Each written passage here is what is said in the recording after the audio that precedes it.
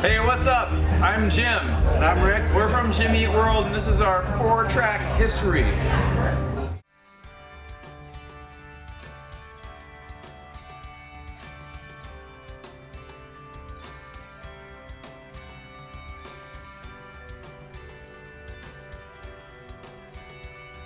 Let's talk about Lucky Denver Mint. Oh, wow. That was on our 1999 album, Clarity?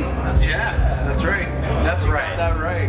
What about the song, Rick? Can you tell us that was? Well, I remember we were in the garage. That's where we were writing at the time. Wasn't it over It's Zach's parents? in Zach's parents? Yeah. We used to Yeah. rehearse.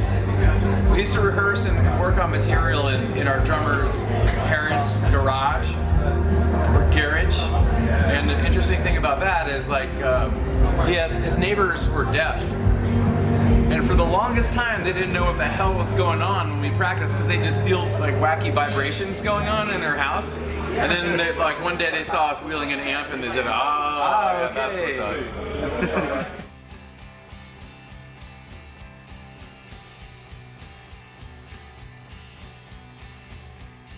The Middle.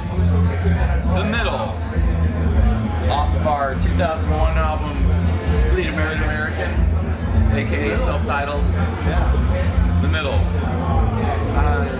The Middle is like kind of a throwaway song, I thought. I think when you're working on material, you can run into a bit of a mental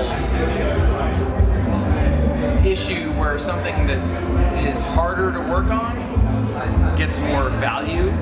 Like, oh, I slaved over this thing, so it must be great, you know, where the Middle was sort of a song that came together really, really quickly, so it wasn't putting a whole lot of weight to it. Yeah, it happened and then it was done and then we were on to others. Yeah, okay, so I guess it kind that's of it. like wasn't high on our awareness. And then voila. The video for The Middle was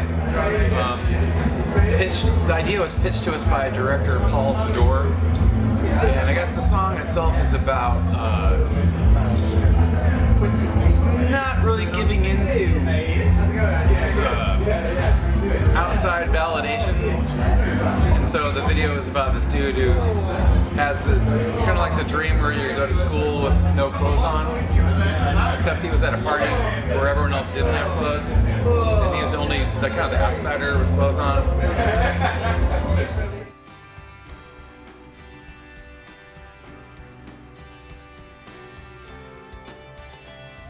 Futures. Off the album Futures. Off the album Futures.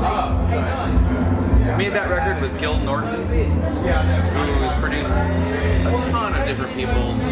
Really, the Pixies, Foo Fighters. Gil was really awesome in the studio because he's very, very intense.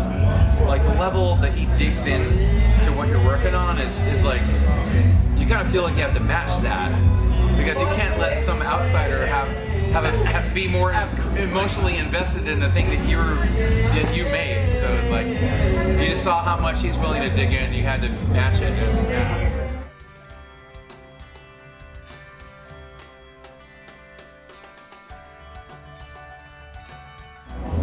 Probably the exact opposite from working with Gil Norton.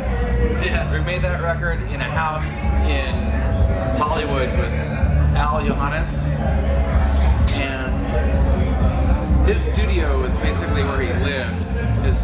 We set up amps in his bedroom. He literally, his bed was surrounded by guitar amps and you'd climb over them to sleep in. Yeah, try not to bump the mics. Yeah. Yeah, Al's house was basically like a musical instrument museum. Like stuff from all around the world. We were like, hey Al, what's that? Oh, this? And he could shred on anything. Like some weird, traditional Afghan, thing that you play with a goat's toe or something like that. He was like, oh, this? Hey Al, what's that? Oh, this? It's one of those people you kind of hate because they're really good at no matter what they pick up.